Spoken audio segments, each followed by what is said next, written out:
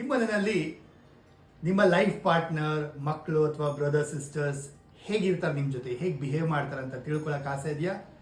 So numerology ಪ್ರಕಾರ ನೋಡಿ, ಯಾರಾದರೂ 1ನೇ ತಾರೀಕು ಹುಟ್ಟಿರೋರು 10ನೇ ತಾರೀಕು 19 ಅಥವಾ 28ನೇ ತಾರೀಕು ಹುಟ್ಟಿದ್ರೆ ಅವರು ರೂಲ್ ಆಗ್ತಾರೆ ಸನ್, ಸೂರ್ಯನ ಪ್ಲಾನೆಟ್ ಇಂದ ರೂಲ್ ಆಗ್ತಾರೆ. ಅಂದರೆ ಹೇಗಿರ್ತಾರೆ, ಅವ್ರ ಬಿಹೇವಿಯರ್ ಹೇಗಿರುತ್ತೆ ನಿಮ್ಮ ಜೊತೆ?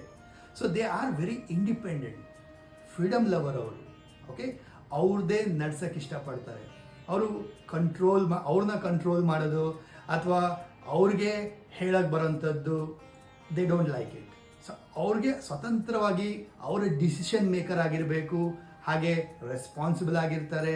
And they are very leader oriented, initiative taker ಆಗಿರ್ತಾರೆ, ಜವಾಬ್ದಾರಿ ತಗೊಳ್ತಾರೆ. ಹಾಗೆ ದೇ ಆರ್ ವೆರಿ ಅಗ್ರೆಸಿವ್, ತುಂಬ ಬೇಗ ಕೋಪನೂ ಮಾಡ್ಕೋಬೋದು. Okay, so you can see lot of aura in them, ಅವರಲ್ಲಿ ಒಂದು ಎನರ್ಜಿನ ನೋಡ್ಬೋದು ನೀವು. ಸೊ ಹೇಗಿರಬೇಕು ಅವ್ರ ಜೊತೆ ನೀವು? ಅವ್ರಿಗೆ ಬೇಕು ಅಪ್ರಿಸಿಯೇಷನ್, ಒಂದು ಇಂಪಾರ್ಟೆನ್ಸ್ ಕೊಡಬೇಕು ನೀವು.